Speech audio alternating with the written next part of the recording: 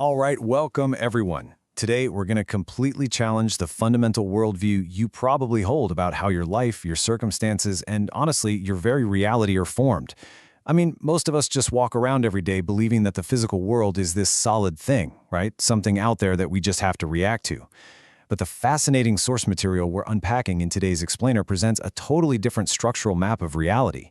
It actually suggests that the physical world is merely a reflection, an effect of a profound, invisible process happening inside you right this very second. Who dictates your destiny? Seriously, take a second and really think about that. Usually we're so quick to blame the economy, our background, or just simple bad luck. But the texts we're exploring today completely disrupt that passive mindset. They argue, with incredible precision, that reality does not happen to you, it comes from you. You are the sole architect of your destiny, and not through hard physical effort, but through the mechanics of your own mind. Okay, so here's our roadmap for this explainer. First, we'll establish the source of your reality. Second, the dual nature of consciousness. Third, the womb of creation. Fourth, the language of feeling. And finally, the art of assumption. Part 1. The source of your reality. Before we can even try to change the physical world, we have to understand where it actually originates. We've got to find the source. Our material today is heavily drawn from the teachings of Neville Goddard, a mid-20th century mystic and author.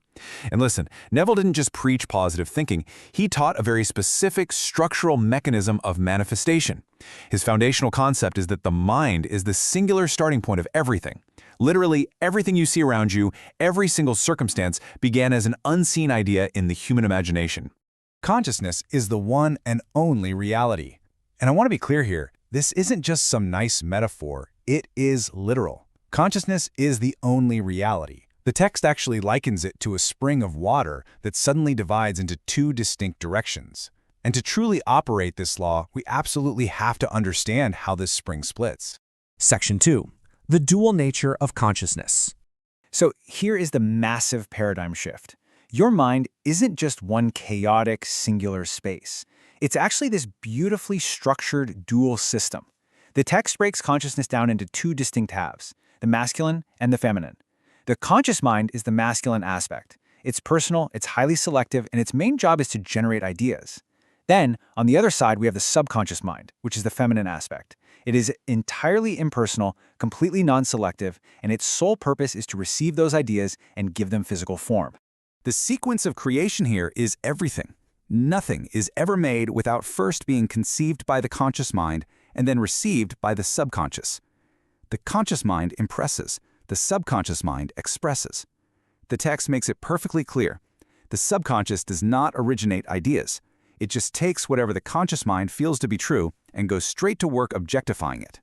Section 3. The womb of creation.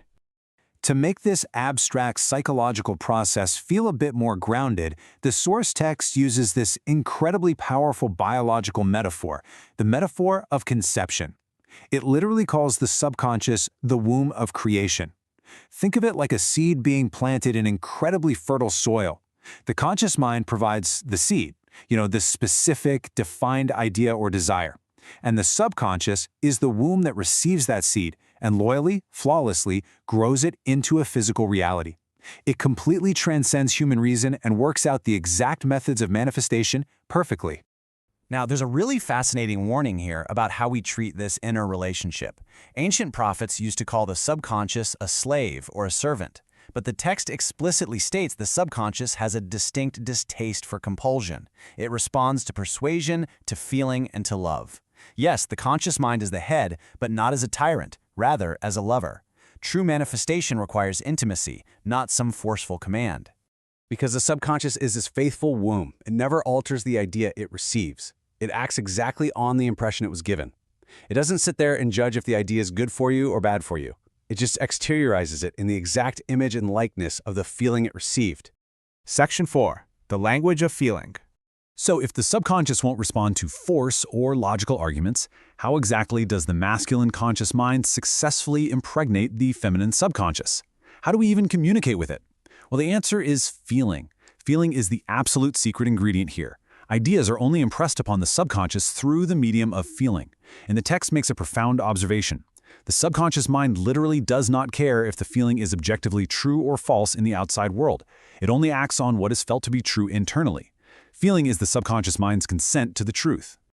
Feeling, the inner experience, is the secret of creation. This means you can't just repeat empty affirmations or visualize idly. You actually have to step into the inner experience of the state you desire. That inner experience is the only bridge between the unseen idea and the seen reality. Okay, but huge warning here. Because the subconscious is non-selective and perfectly loyal, if you sit around lingering on difficulties, delays, or feelings of despair, you are actively impressing the subconscious with the idea of failure. And because it is the loyal womb of creation, it will dutifully construct those exact obstacles and failures right out there in your physical world. You're always creating, whether you're doing it intentionally or totally by default. Section 5. The Art of Assumption. So let's see how all this builds into a practical, everyday application. How do we actually take control of this dual nature of consciousness and use it intentionally? The text outlines a very specific method, basically the art of assumption. Step 1.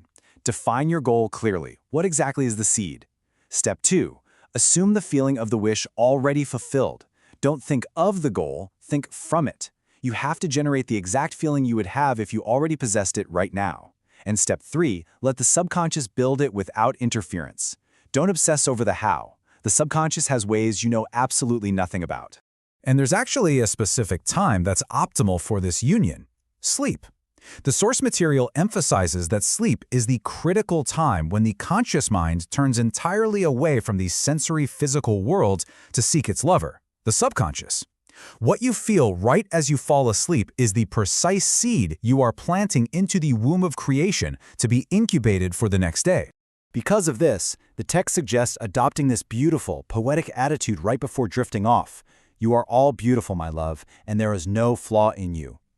You basically have to ignore external appearances, ignore whatever facts happen during your day, and completely assume the feeling that things are exactly as you desire them to be. You give your subconscious the perfect, flawless seed. Which leaves us with this final, incredibly empowering thought. Knowing that your conscious mind generates the ideas, and your subconscious faithfully gives them physical form based purely on how you feel, what seed are you going to plant in your subconscious tonight? Remember, the world is just your consciousness objectified. Choose your feelings wisely.